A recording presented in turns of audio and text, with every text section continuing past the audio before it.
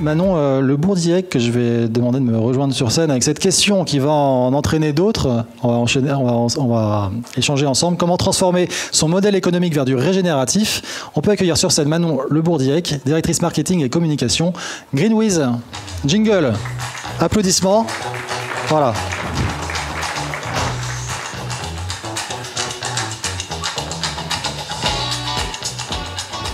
Voilà. Bonjour.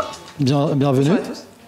Qu'est-ce que Greenwiz? Question très originale. Mais la réponse elle sera plus. Alors surtout qu'on passe après des grands noms. Greenwiz est peut-être un petit peu moins connu, sans doute beaucoup moins connu. Donc Greenwiz, c'est un site internet, donc nous sommes un pure player, qui fait du bio et de l'éco-responsable en ligne. Notre credo depuis maintenant près de 15 ans, c'est de vous proposer des alternatives à l'ensemble des produits du quotidien en vous proposant quelque chose de plus éco-responsable. Donc plusieurs propositions sur de l'alimentaire et évidemment du bio et sur l'ensemble des produits du quotidien. Je vois ici par exemple un iPad, c'est de se dire ok, je viens de lire le rapport du GIEC et je viens d'éclater mon iPad, comment je peux consommer un iPad de manière éco-responsable? Et bien probablement en reconditionné et en reconditionné made in France. En fait, chaque bien du quotidien a une alternative la plus écologique possible. Donc c'est la raison d'être véritablement aujourd'hui de Greenwiz et on a un peu plus de 170 000 produits du quotidien sur ce site internet. Bah, très bien, merci beaucoup. Alors, qu'est-ce que vous mettez en place au sein de Greenwiz pour transformer allons-y, hein, c'est ça, c'est une vraie transformation au sein de Greenwiz de votre modèle, hein, entendons-nous. Alors, pas mal d'étapes. En fait, le point principal, c'est que déjà on a de la chance, on est sur un produit qui est déjà globalement écologique, puisqu'on vend des produits bio et éco-responsables. Donc nous, on est arrivé en se disant, ok, globalement c'est facile, on est déjà responsable, on peut quand même faire les choses un petit peu mieux. Donc on a revu, l'idée c'est de A à Z l'ensemble de nos métiers en interne, en se disant la fibre écologique peut être partout. Donc par exemple, A, c'est l'ensemble de notre catalogue. Donc on a renforcé véritablement les valeurs et notre cahier des charges pour essayer de consommer et de proposer à la consommation les produits les plus clean possibles sur le marché. B, c'est évidemment notre site internet, on a un pure player, ok, on a du coup une pollution numérique, donc on va travailler l'éco-conception, on va diminuer la pollution sur la pollution numérique du coup sur l'ensemble de nos leviers, sur les réseaux sociaux, voilà. Donc c'est de repenser tout ça. Évidemment le sujet RH pour rebondir sur le sujet juste avant, donc évidemment le fait de former les collaborateurs au quotidien. Je suis en charge du marketing, donc repenser également notre politique marketing, essayer d'évaluer, donc faire des bilans carbone, de mesurer, etc. Mais finalement, tout ça, ce n'est que limiter le négatif, limiter les externalités négatives, limiter l'impact. Or, aujourd'hui, et c'est bien tout le sujet finalement de ce sujet, c'est le régénératif, c'est en fait on ne peut plus, on n'est plus à un niveau où on peut accepter de limiter les impacts.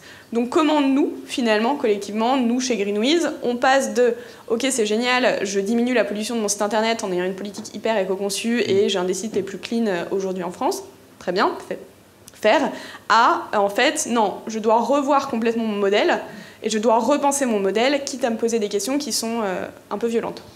Alors là, effectivement, l'intérêt du modèle régénératif pour vous en particulier, peut-être en général aussi, et les enjeux que ça sous-tend, quels sont-ils? Alors, donc en fait, nous, le point de départ sur le modèle régénératif, ça a été une prise de conscience avec une formation Lumia, je sais que ça a été mentionné ce matin, par notre dirigeant et notre responsable RSE, où les deux finalement sont arrivés un peu confiants et se sont pris une énorme claque, puisque la base du modèle régénératif, c'est les limites planétaires, c'est le vivant, c'est créer de l'impact positif pour l'écosystème et avoir un impact systémique positif. Ok, bon. Alors nous, on est un site internet, on n'est pas agriculteur, c'est un petit peu compliqué, donc qu'est-ce qu'on peut faire pour demain ?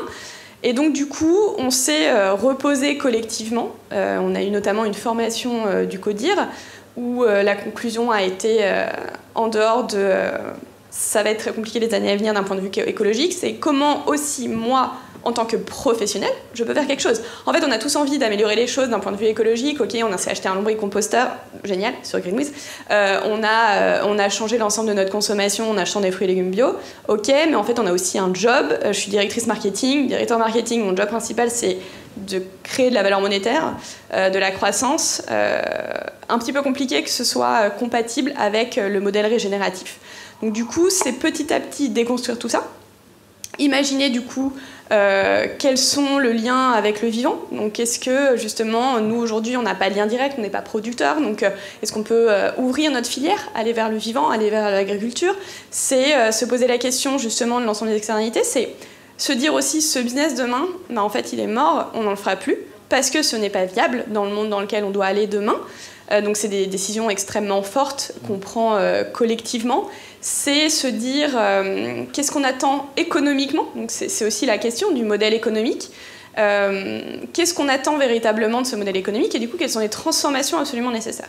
Nous, la conclusion, et ça fait partie des piliers du régénératif, c'est que le modèle économique demain, on oublie la croissance, un grand mot écrit sur le mur là, mais on oublie la croissance, mais on va vers un modèle qui est qu'on appelle robuste, performant, avec une notion de performance qui inclut bien évidemment l'environnement, l'écosystème, etc.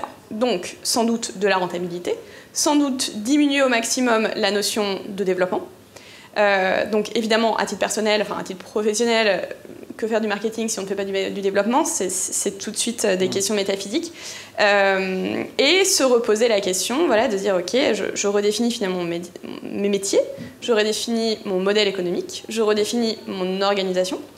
Donc aujourd'hui, on est dans cette démarche-là. On n'a pas les solutions à tout.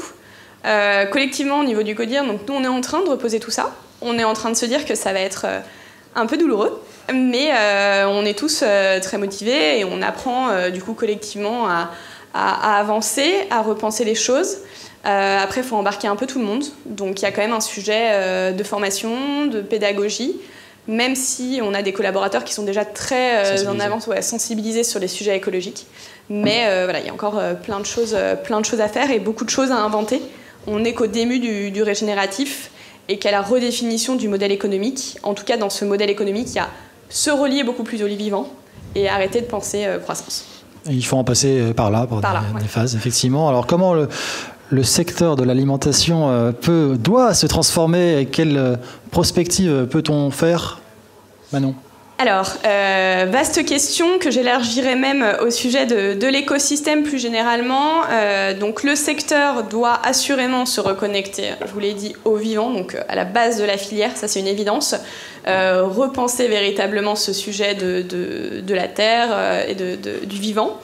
Mais plus généralement, on parle d'un écosystème. Au final, tout seul, ça va être un petit peu compliqué. Il va falloir qu'on emmène et qu'il y ait une émulation aussi des autres, de nos concurrents finalement.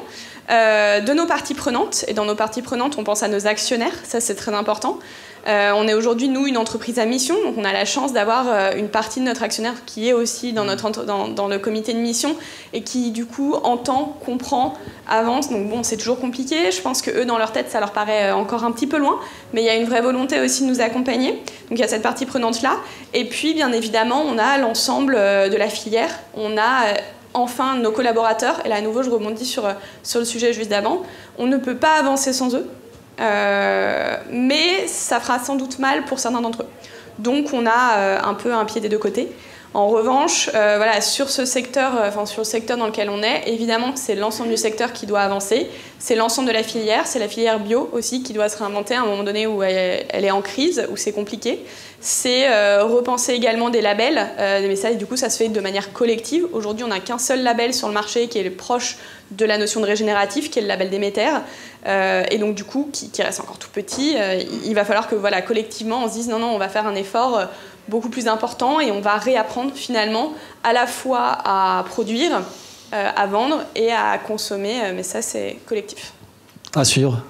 Exactement. Merci beaucoup Manon. Le Bourdiec, Greenwiz, qu'on peut applaudir. Merci évidemment. Beaucoup.